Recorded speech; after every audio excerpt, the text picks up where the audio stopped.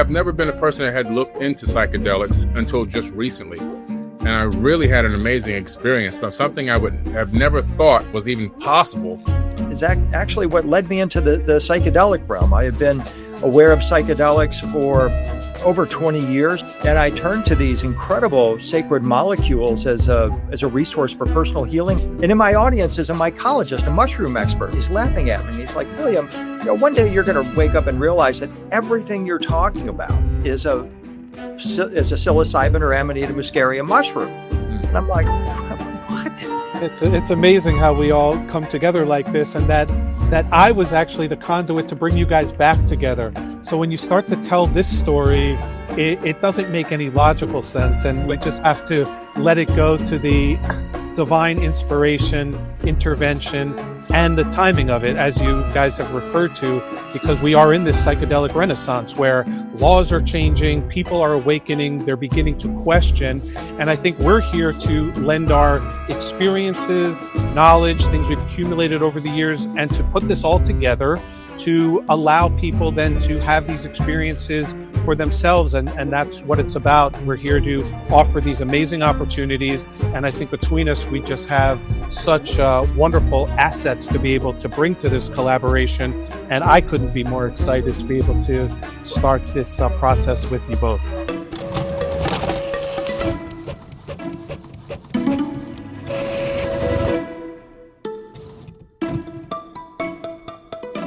All right, everyone, it's Billy Carson, a.k.a. Forbidden Knowledge. Welcome to this amazing podcast. We have William Henry and David Mirsky. We're going to talk about psychedelics, business. We're going to talk about publicly traded companies, retreats, and everything else in between. It's going to be a great talk today. What's up, guys? Hey. All right, great.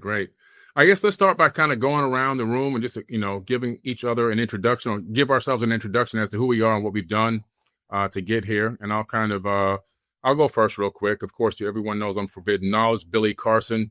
I'm a 5-time best-selling author, a producer. I published documentaries, TV series. I've been in many, many TV shows, hundreds of podcasts, and you might have seen some of my clips floating around YouTube somewhere. But I really have a passion for ancient civilizations, metaphysics, and the sciences. And I primarily focus on teaching those to the general public and taking people on tours all over the world. Okay. Hey, I'm David Mirsky. I'm an attorney by trade, currently the CEO of Sibannac, Inc., which is this public company trading as SNNC on OTC markets. And Sibannac is now fully embedded in the consciousness space. And I'm extremely happy to have established these new relationships with William Henry and Billy Carson here, where we're going to be exploring consciousness in a number of different ways, specifically through travel and extending the travel industry through psychedelic medicine retreats, and to bring that into the company and to be able to offer that into the world. So it's a really exciting time, and I'm happy to be involved with you both. Beautiful. Thank you, David. My name is William Henry. Since 1994, I've been publishing in works, books, and speaking in the alternative history field. Beginning in around 2011, I first appeared on the History Channel show Ancient Aliens, and have been part of it for 18 seasons now. And during the past 30 years, I've been studying primarily extraterrestrial influence on human affairs, with a keen eye in particular on some of the teachings that these beings left for us, in particular, while documenting that we've had these influences of beings coming here. I've often wondered, well, how do humans go there? And if we're going to migrate into space as a civilization or even as individuals, how do we go there? And so that became a prominent focus. And that is actually what led me into the psychedelic realm. I have been aware of psychedelics for over 20 years, never used them personally, but then came to a place in my life where I needed some healing. And I turned to these incredible sacred molecules as a resource for personal healing, as also as a method of exploration for how we go out there. So my new focus is not just on documenting beings coming here, but rather reversing that and asking, how do humans go there? And that's what gave birth to the Starwalker Café and my current Starwalker project. Fantastic. Yeah, this is going to be an amazing collaboration. I'm really excited about it. I'm so happy to finally be able to collaborate with you, William, and also David. I know that William, we had talked years ago about potentially doing something together, and it finally manifested. So it's just, everything happens in divine time. Absolutely, Billy. Yeah, we go back, I don't know, must be 10 years or so, crossing paths at events and conferences and everything. And so now it's really great to be here at the round table with you. Yeah, definitely. I even ran into you in Egypt one time randomly. I think we were at the Cairo Museum. I ran right into you at Cairo. That's right. Yeah, I remember that. Yeah, exactly. Wild. So even halfway across the world, we run into each other. So it's destined to happen. And I'm really excited to be a part of this. I have never been a person that had looked into psychedelics until just recently. It's not that I had anything against them. I just thought that, well, I feel okay. I don't think I, was looking for anything extra outside of what I was already doing. So I didn't spend a lot of energy in that area until maybe I would say now 4 months ago, I decided to try psychedelics, and I went to a retreat. And it was a very nice luxury retreat, about a 5-day retreat, a lot of meditation, guided psychedelic experience, very, very safe and secure. And I really had an amazing experience. So something I would have never thought was even possible, to be able to travel like that and go into dimensions and everything else. And I was like blown away. I had even gotten to the point where I said, am I going to make it back? So I was like, I don't know where my hands are. I don't know where my feet are. I don't know. But it was mind-boggling, and it was a great experience, and I really felt like I got something out of it during the integration process, sitting there and going through, working on some self-healing, and I really felt like I really did get a great deal of work doing that, and I definitely say I would do it again, and I'm still in the neurogenesis process because it lasts supposedly for like 6 months, but I can tell you that after this 6 months is up, I would probably look to do it again. Yeah, for sure. And I guess I'll throw in my origin story. I mean, like you, Billy, I was aware of psychedelics for a long time. I can remember being in Los Angeles in 1999, giving a talk about ancient Egyptian mythology and showing what I call the Osiris device. It's a Tesla-looking technology. And in my audience is a mycologist, a mushroom expert, and he's laughing at me. And he's like, William, one day you're going to wake up and realize that everything you're talking about is a psilocybin or Amanita muscaria mushroom. And I'm like, what? Wow. It was like, it just did not add up. But I listened, and I started accumulating quite a large library about psychedelics. Of course, all the typical books, John Marco Allegro's Sacred Mushroom and the Cross, and talking about how mushrooms, in particular psilocybin, amanita, were the original sacrament. The Anunnaki used them. The ancient Egyptians used them. The early Christians used them. They're worldwide. It's global in scope. It is how the ancients connected with the gods. And so I got to a point where it was time for me. I felt somewhat like a wild dolphin in an aquarium. And I kept bumping my nose up against this glass wall. I knew there was this whole wide universe out there, but I wasn't able to tap it in meditation. I had studied enough to know that I needed another step. And that's when I was introduced to actually dimethyltryptamine was my first experience, changa. I took a hit of a pipe. Within 30 seconds, this veil emerges, geometric veil, and I find myself in this, what I know is an Egyptian temple. It looked like the original temple of Hathor, because as we know, the ancient Egyptians said their earthly temples are copies of heavenly originals. And I'm like, oh my God, I am in the original temple, and it makes the earthly temple look like nothing. Okay. And all of a sudden I see this throne. And I realized this is an Egyptian ascension throne. I've studied these things for 20 years. I know what it is, but this one was full of stars. And I'm like, of course they're full of stars. On Earth, they're showed as feathered because they fly, but yeah, it's made of star material. And then there is this mermaid on the throne. I see a mermaid's tail. It's very feminine, and she starts to speak to me. And she says, William, your work with the star boats in ancient Egypt, the Ark of the Millions of Years, which I identified as a wormhole, she said, that's beautiful. And I'm like, well, but thank you. And how do you know about that? Wow. And she just continues, said, no, it's beautiful. And then she said, that there's a particular photo as I was trying to get in the Cairo Museum. It's my Starwalker logo now. It shows Orion or Sahu on the Ark of the Millions of Years with this resurrection staff in his hand holding a star. And she says, you know that image, that one I just described? And I'm like, yeah. And she goes, that's you. Hmm. And I'm like, yeah, I know. I've spent my whole life studying this. She said, no, William, that's you. Wow. And it went in and it told me, I'm like everyone. I'm a Starwalker. That's the term that I settled on. We all come from somewhere else, and we're trying to make contact with otherworldly beings and heal ourselves while we're here. And long story short, this encounter inspires my whole Starwalker Café idea. And eventually she says, look, I want you to put a Starwalker Café across the street from every Starbucks in the world. Wow. Because this is what people need right now. They don't need that crap coffee. They don't need the crap food. They need higher consciousness food. They need elixirs. They need all of this. And I'm thinking, my God, well, all right, I'm a researcher. I have my girl, I have my cats, I have my guitars, my books. That's kind of my life. I'm not this business builder. And she eventually get the message, you got to go public and you got to find someone that can help you do that. Mm. In walks David Mirsky, who is a long-term friend of my partner, Julie, who has had his own experience with psychedelics that led him to found a public company, Sibannac, devoted to these higher consciousness products. And that's why I'm sitting here today. Wow. Phenomenal. I love it.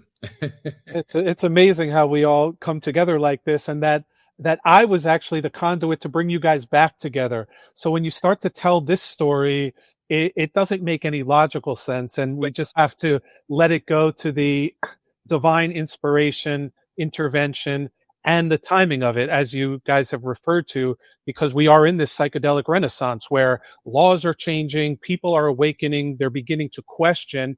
And I think we're here to lend our experiences, knowledge, things we've accumulated over the years, and to put this all together to allow people then to have these experiences for themselves. And that's what it's about. We're here to offer these amazing opportunities. And I think between us, we just have such wonderful assets to be able to bring to this collaboration.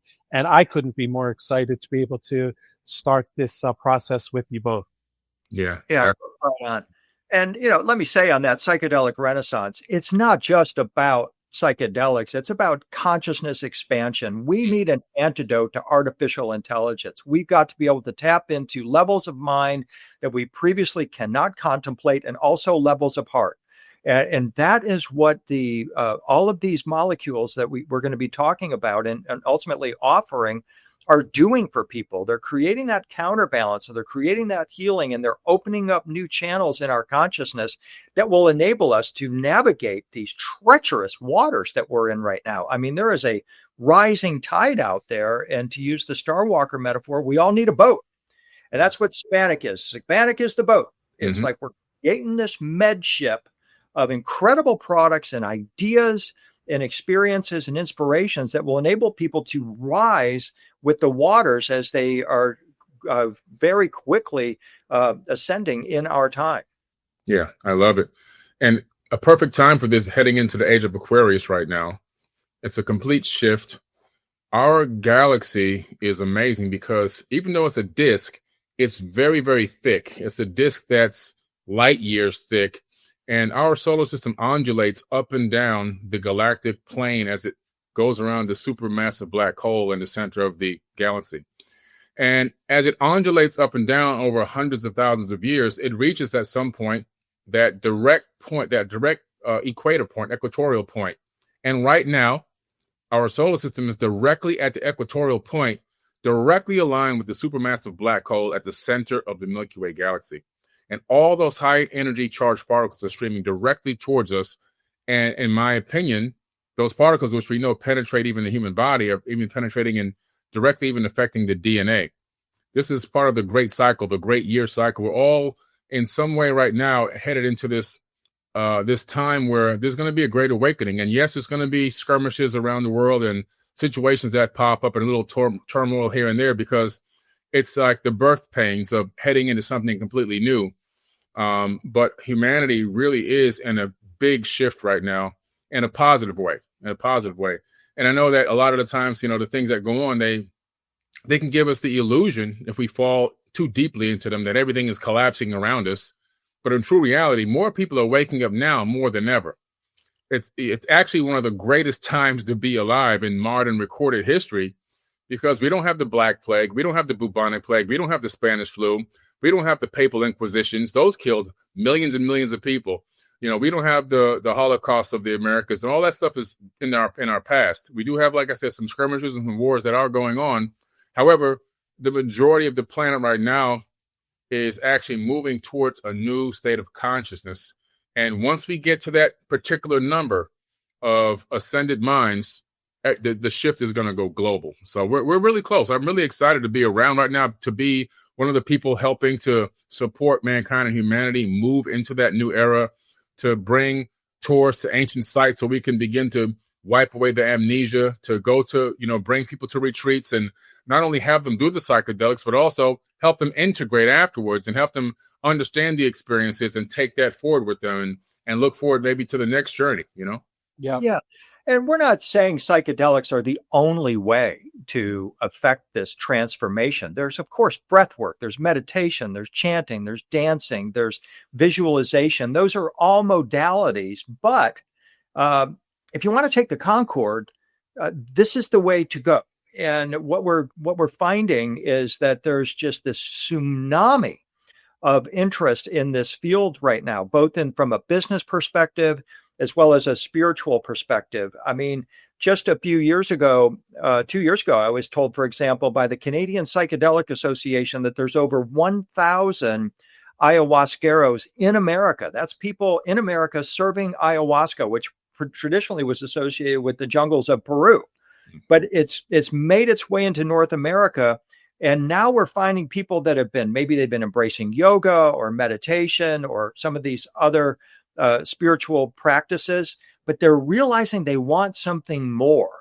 And that's where now these molecules become so helpful, because you're able then to open up aspects of your heart, your mind, your consciousness, and finally come face to face with perhaps issues that might have been leaving you in a stalled place or in a stuck place, or actually now to transcend any limitations that you might have felt like you had for yourself. Yeah.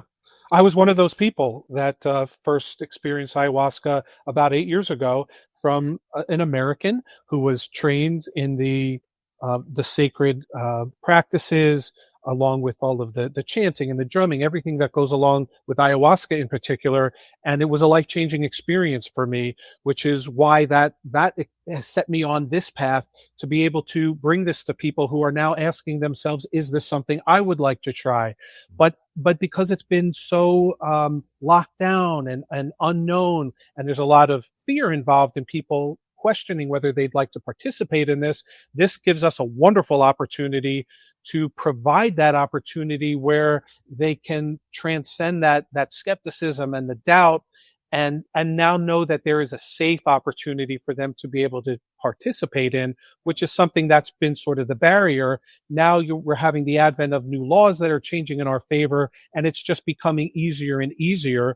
And so that message for us in the good part is that it's making our job a little bit easier now, because people are welcoming it. But the road is still long. It's still ahead. And as you said, William, with all of it's a great opportunity for us, with all of the threats that we're seeing, to be able to recognize that we are all one people. And if we can begin to realize this on this ascension process, it's just a wonderful time to take advantage of these medicines.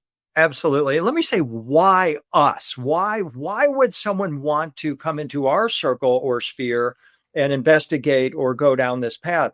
Well, the answer for me is this, that when I started to get into this space, I would interview people that have had these incredible experiences, whether with ayahuasca, psilocybin, whatever it is. And I started to notice they were having incredible encounters with beings that I have studied my whole life, but they didn't know who they were.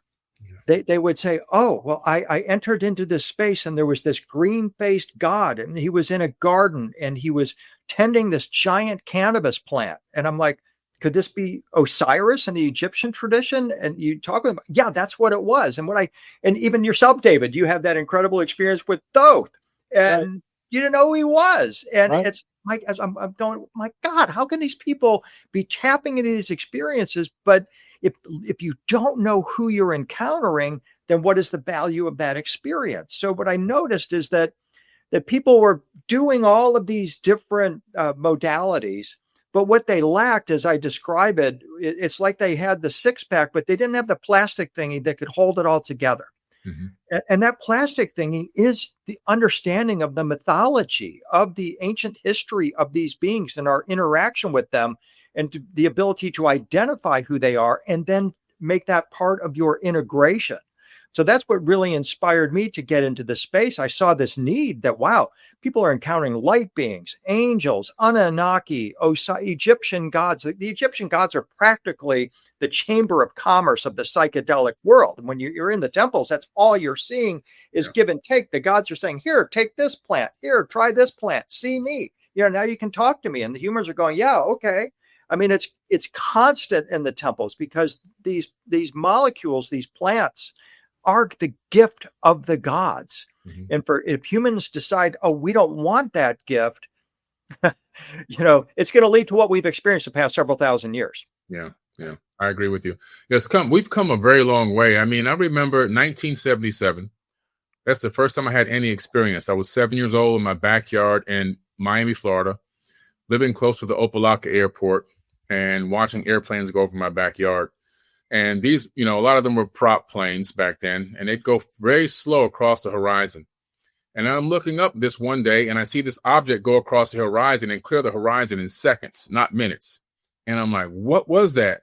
It didn't have wings. It didn't have a tail, no cockpit, no windows or anything. It just went straight across. But then it came back and stopped, but much lower, still about maybe now I can estimate about 90 to 100 meters above my head.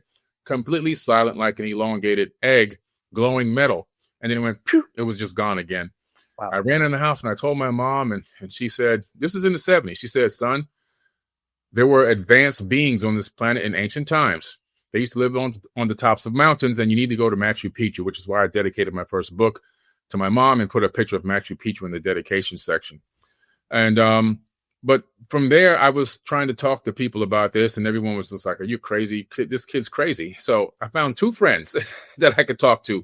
We would go hide in the bushes in an empty lot in my little block to talk about these potential aliens. Did they come from space? Did they come from the ocean? Where'd they come from? And then I saw it go from hiding in the bushes to exchanging VHS tapes about UFOs and aliens and conspiracies, to exchanging cassette tapes, to exchanging DVDs, then CDs and forums and web blogs. And eventually, now I've been on hundreds of TV shows talking about this stuff. And now even psychedelics have become accepted within this, which directly connects to these beings, which is incredible.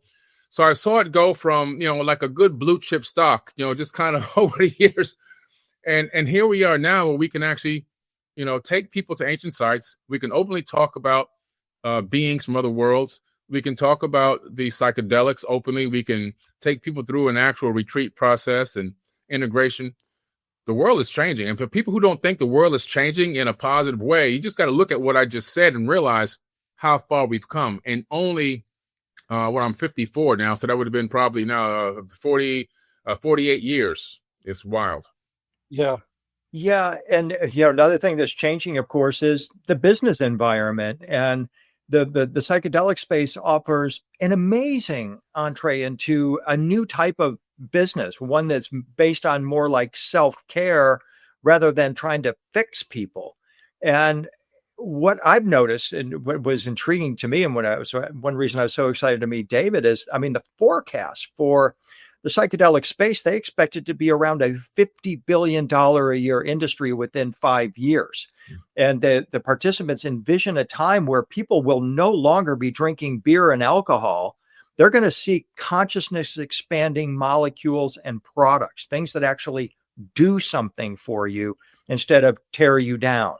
And so that was such an intriguing part of this space, is to say, wow, there's incredible business opportunity in this field, that it is corresponding with an amazing opportunity to really help people to transform.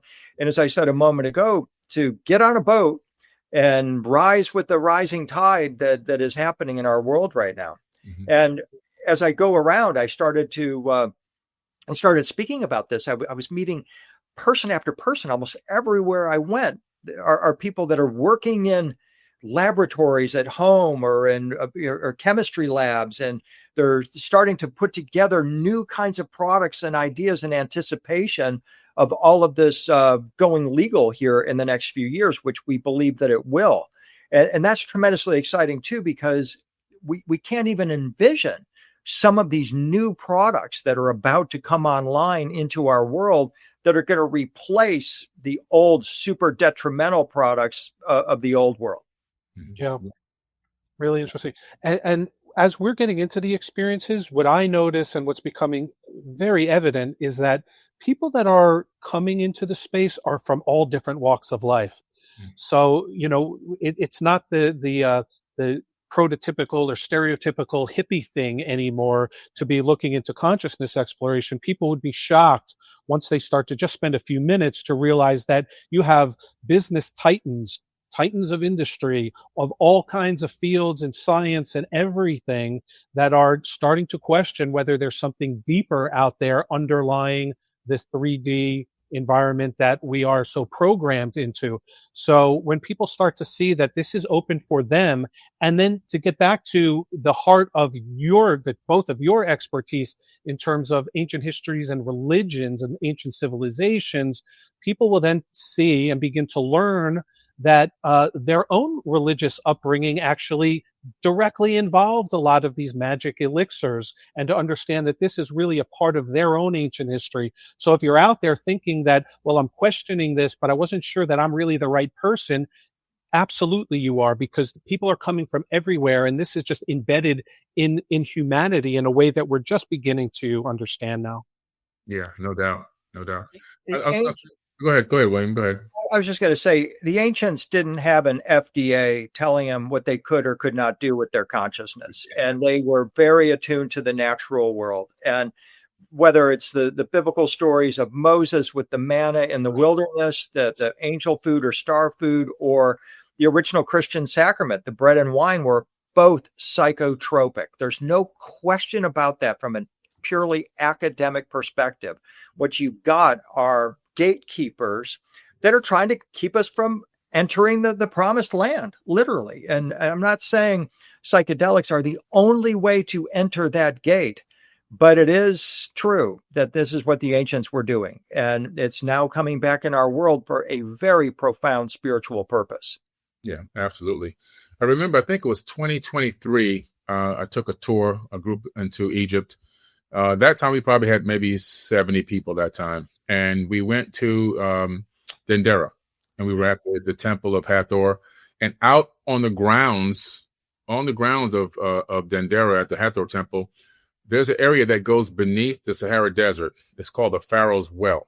And the groundskeeper came over and gave me the key, and I unlocked this steel door that you can barely even see. Nobody even recognizes that it's there because it's in the ground, and opened it. And then we took everyone down. And this is where the pharaohs would go to get answers from the gods. And so it generates this psychedelic experience. And the reason why I bring it up, obviously we're talking about psychedelics. They understood the effect of releasing DMT through the change in temperature, going from 110 degrees down to about maybe 60 or 65 to 60 degrees, which would be considered cold. That's a huge drop in temperature instantly. And you're going down probably about 5 stories down, and then the water is ice cold, and you throw the water all over yourself. And so that cools you off even more. So then you've got the bright light going to complete and utter darkness. You can't even see your hands. And you got the extreme heat going to cool and cold. And so that creates this thing that releases DMT within the brain, within the pineal gland. And you have this psychedelic experience from the change in temperatures and the change in light. And then you have this like miniature out of body experience down there. It was pretty amazing. Everyone had a great experience.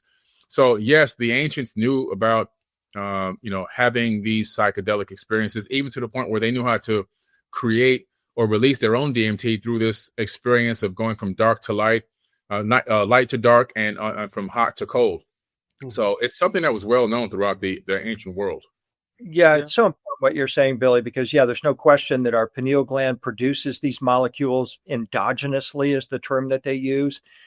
And in a sense, what we're offering is sort of a training wheel experience. Come together with us at one of our Starwalker retreats, experience this, and now you've got you can take the training wheels off. You can then go there. And by the way, when you were talking about Dendera, I thought sure you were going to talk about Bess, the statue of Bess out front there. Yeah.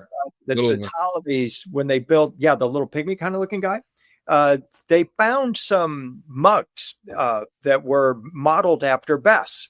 And these mugs were gifted to the Tampa Museum of Art. And what's happened in the past 10 years or so is we started using what's called archaeochemistry to look into some of these ancient mugs and other cups and vessels like that we've discovered. So they look into the chemistry of what was at the bottom of this Bess cup. It's Syrian rue and blue lotus. Wow. It's 100% psychedelic.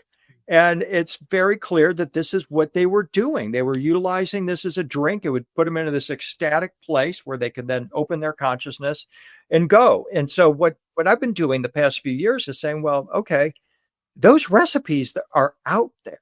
I mean, what I should initially talk with David about too is to say, hey, there are people that are trying to synthesize psilocybin. They're trying to create synthetic versions of some of these molecules. Well, what if we go back and get the original recipes? Moses' anointing oil, the recipe for that is in the book of Exodus. So let's recreate that. Let's go to Edfu and read the recipes on the wall there, recreate those. Let's create the divine bread of the Anunnaki. We know what the recipes are now. We can recreate these things. So what we're trying to say is we're utilizing what the ancients were using, and we're providing this backstory that enables you to fit this into your contemporary context and say, hey, this is a natural step for me to take to explore these molecules. And then you can take it from there. Yeah. I think there's not a lot of people that realize that we produce DMT. So I think once you start to understand that, why would the body make this? We're still not sure why it's manufactured, what its uses are, how the body necessarily benefits from it. But that is actually interesting in and of itself, because why would we produce something so powerful and have yet such a lack of understanding of it?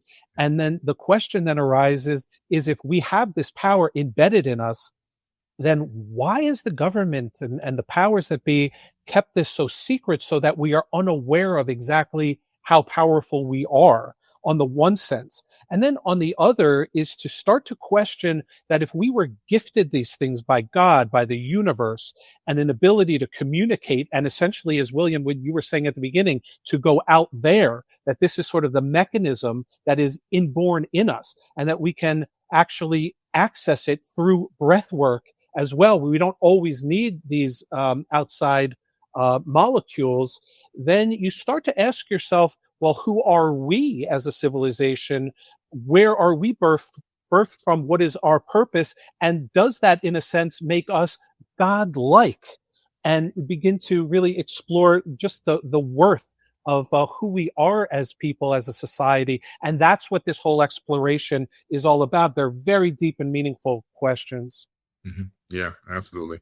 It's just incredible. There's so much to this. And we're just in the beginning stages of really understanding it. Now we've got a great understanding of, how to have these retreats and how to go through these experiences and integrate. But there's going to be so many more new discoveries coming along with it. So many more epiphany moments and aha moments that are going to come with humanity as we all begin to tap into these higher levels of consciousness. I remember when I was in my psychedelic retreat, I started seeing all these dimensions, and I was somehow part of the dimensions. But what was crazy, on the walls inside these cubes were millions, not hundreds, not thousands, millions of hieroglyphs. And these hieroglyphs were weird because some looked Egyptian, some looked Mayan, and some looked Cambodian. And they were all 3D glyphs. And every room that I would maneuver in and end up being part of another dimension, these glyphs were everywhere. Then they became part of me. So there's something deep, and they call that the language of light in ancient times. There's something about these glyphs, the connection to the ancient gods, the connection to higher dimensions. It was a wonderful experience. And I would have never thought in a million years that was something that I could experience, because it just wasn't top of mind. But now I was like, wow, this is incredible.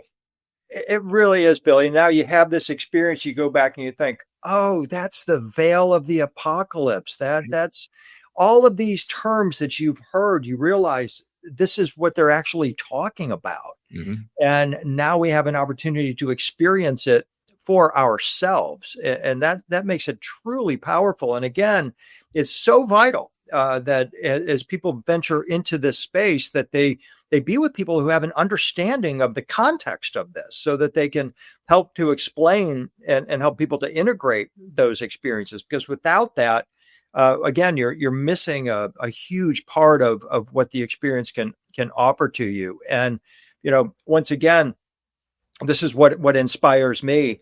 As you probably both know, and the audience might be aware, I speak very frequently about the robe of light, or the garment of light. This idea that we all have this earthly celestial flesh, or earthly flesh and blood body, but then there's also our connection with the light body, and that in order to enter into the higher realms, we've got to connect with that part of ourselves. And in fact, they describe the ability of the avatars to wash their robe of light. I mean, the idea is that while we're incarnate on Earth, we get all gunked up with karma, negative experiences, false perceptions, and that covers up or conceals who we truly are. So we got to find a way to get this gunk off of us that life just generates. And how do we do that?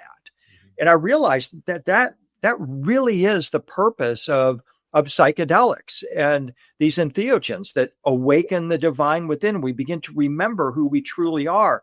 And what that inspired it from a business perspective, I mean, getting back to Sibannac for a moment, and I love, by the way, when I met David, to find out that Sibannac is the word cannabis spelled backwards, and that the OTC symbol for Sibannac is SNNC. That looks like Esenic to me. And the Essenes were the ones who were all about utilizing these oils and this original psychedelic sacraments. I'm like, wow, this is mind blowing. How did this come together in my hologram here, or my simulation, right? And so it's like, how does that then fit in with the robe of light idea? Well, as I was saying, these substances, these molecules, are what can free us from that gunk, that karmic kind of ties, that just sense of being defeated by Earth life. And it inspired me as I'm looking into this, again, from a business perspective, that before 1935, and I can't remember the exact numbers, but I'm paraphrasing the numbers, and they're pretty accurate. Before 1935, only 7% of the American population brushed their teeth as a daily ritual. Goodness.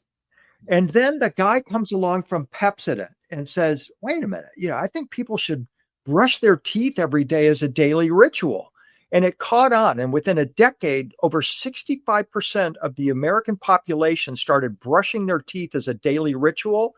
And they had $1 billion business on their hands. And I'm like, I want to be the guy that works with Sibannac to say, let's wash our robe of light. A daily ritual, which means it can be microdosing. It can be utilizing visualizations, meditations, but it's a focus on recognizing there's a tremendous power within us that we ignore, just like people didn't brush their teeth.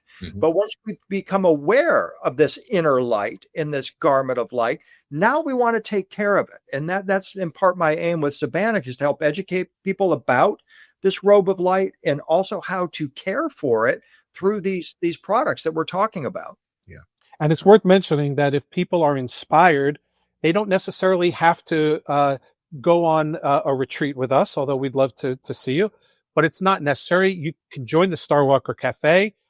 You can do these different things with Billy too, and the things we're going to do together. You don't have to necessarily do anything like that. But what you can do if you don't want to participate or you're still thinking about it is we're a public company. So if you're on the fence about, I'm not sure that I want to jump in fully, but I really love what these guys are talking about. I love the message here. You can just go onto your platform wherever you trade stocks and you could buy a couple of shares if you want and kind of toe in and get to know us a little bit and see really where we're going and where the Sibannac ship is off to in the future, which I think is great things. But it's not like there's a way for anyone to get involved at whatever level and whatever the comfort level is at any point.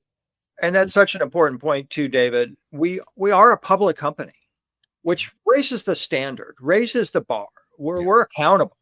And that means we're not going to be offering something that is dangerous or is in any way, just too out there.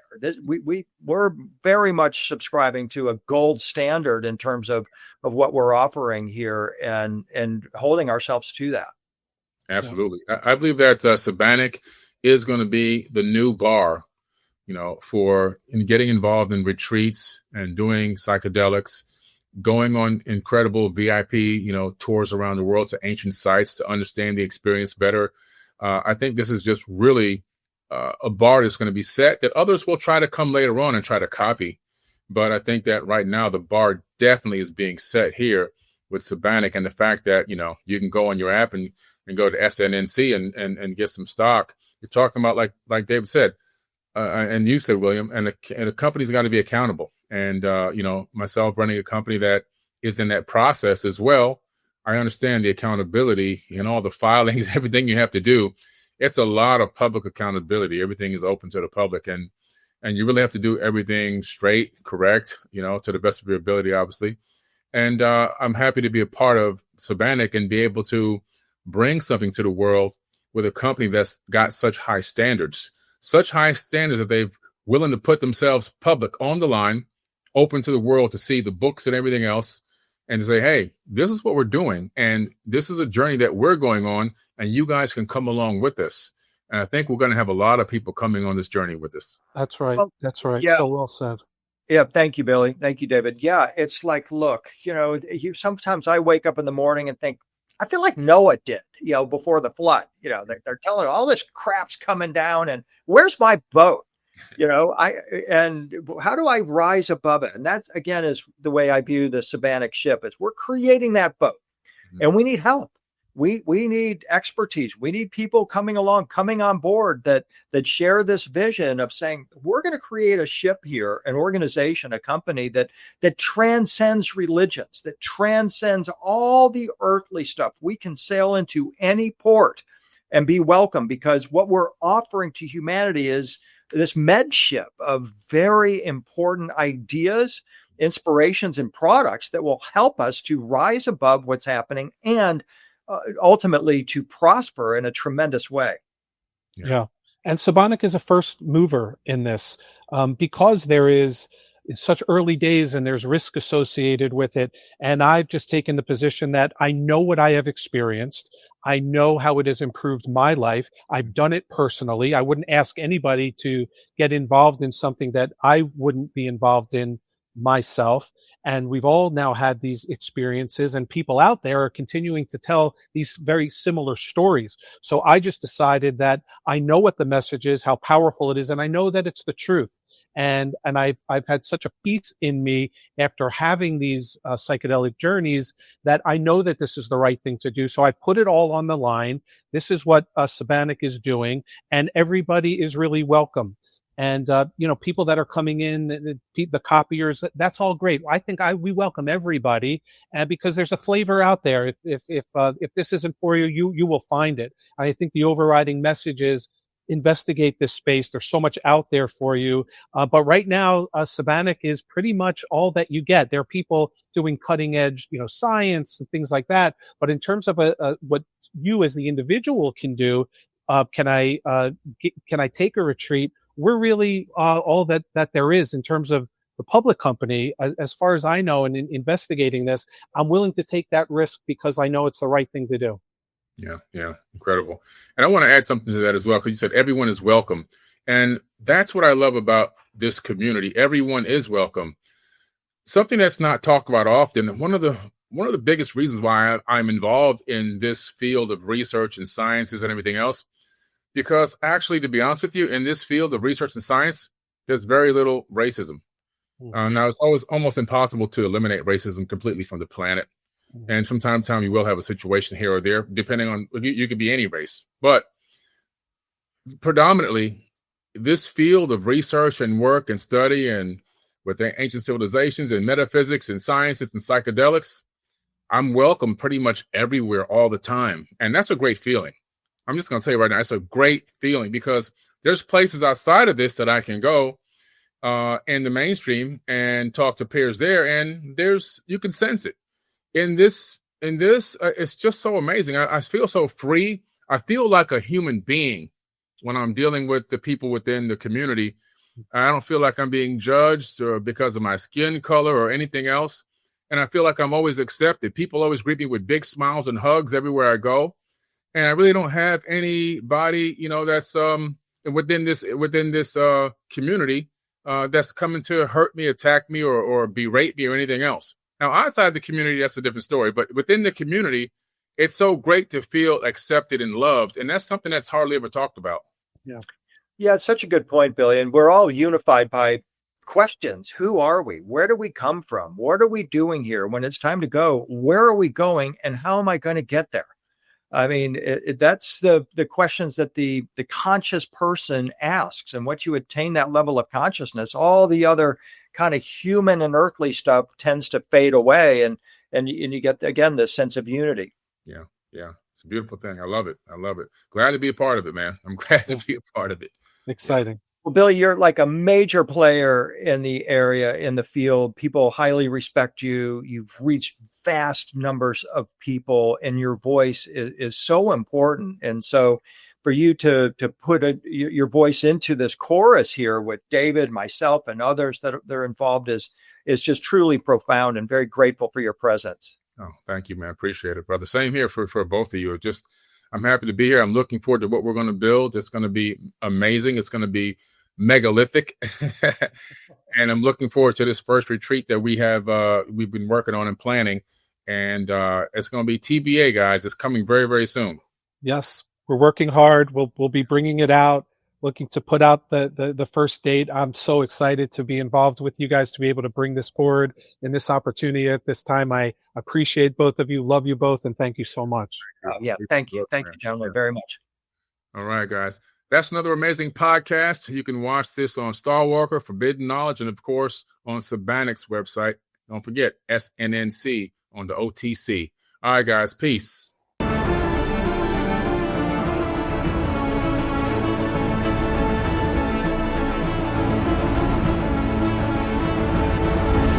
Watch this video for free at www.4bk.tv or download the app on your smartphone, Fire Stick app, Samsung TV, Roku, and other app providers.